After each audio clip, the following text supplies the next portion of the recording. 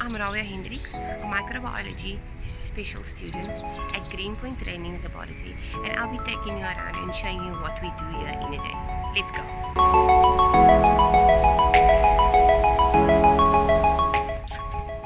So over here we got the clinic before we get to the training lab.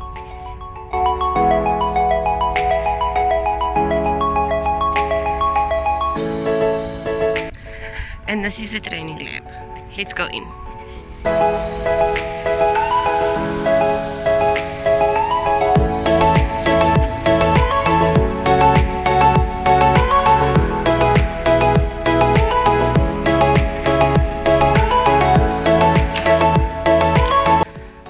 on the left we will have the hematology and clinical chemistry side. There will be the stock room, and on that side you have the microbiology and hematology. So first things first, when you come inside, you need to take your temperature as per the COVID-19 protocol and record it in the book before you do anything else. So let's do that.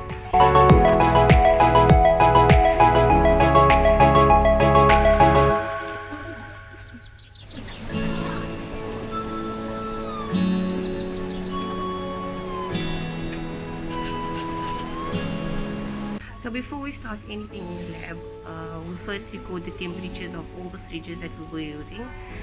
As in microbiology, we incubate agar plates and many mediums in order for our organisms to grow. So let's do that. This is what the page looks like, and here is the room temperature thermometer. So you take the maximum and the minimum. That is the maximum on the side, and then the minimum, which will also be the same. And then we will record it.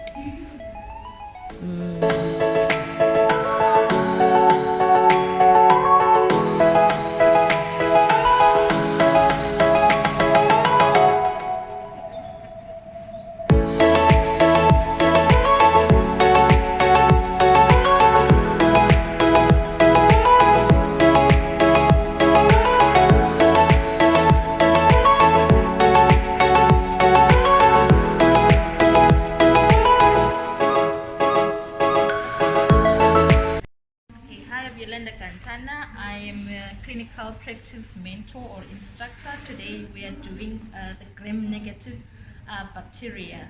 In front of us we have a Makonki plate. We will just discuss briefly as to why do we use Makonki plate, what kind of plate is Makonki. So it's a differential and selective media. Okay. It selects for gram-negatives, and it can differentiate between lactose fermenters and non-lactose fermenters based on the colors of the colonies. So when it is a lactose fermenter, what color of colonies do we expect from Makonki?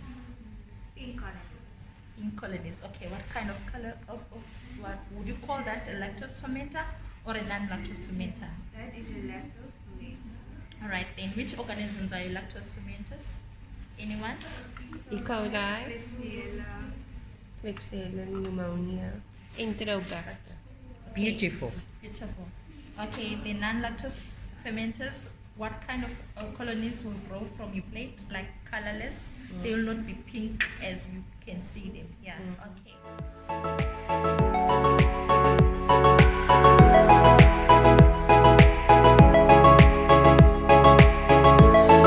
So now here in front of us we've got an API, which is a standardized identification system that we use in the microbiology lab.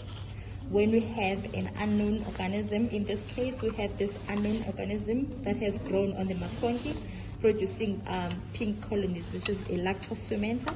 And then we made sure that we do our API previously, and with these are the different colors in which we will add additional reagents in some of these compartments in order for us to be able to identify the type of organism that has grown out of here. So basically this is what we do in the microbiology lab. We take a patient sample and then we plate it out on different culture medium, and then we do other follow-up tests like your API, where it will give us the results or an identification in order for us to be able to treat the patient. So the susceptibility testing also assists us in that regard as to which type of antibiotics should be given to the patient and which ones we cannot give to the patient. So basically that is what we do in the microbiology section. So we see if this is a positive ESBL test, there would be dumbbells forming, and we can see one with this plate. You can see closer like this, okay.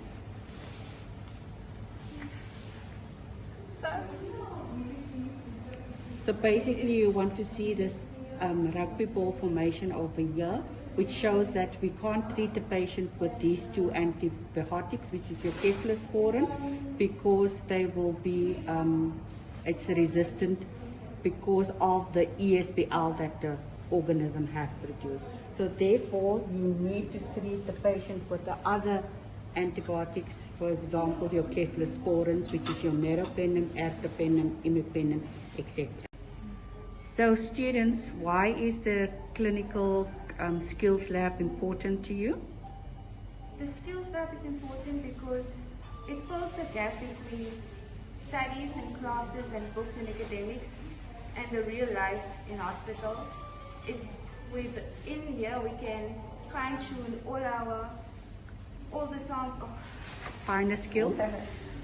we can Fill the fine-tune gaps between when we are in the hospital setting and there is like some unknown stuff, we can always come here and practice and brush up on our skills so that we can go back and improve more improved.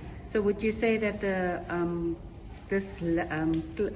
clinical skills lab helps you to acquire the finer skills that there is no time for in the laboratory because of short staff, etc.? Certainly, yes. Definitely. So because you get one-on-one attention Yes, yes. with the clinical skills lab. And the It's one-on-one attention, and we can, if we make mistakes, we correct it right here, right now, with the mentor. She sits with you. She's very patient. They're patient with us. In the hospital, we don't have that. If you make a mistake, it could lead to someone's, like a patient's wrong diagnosis or something. So we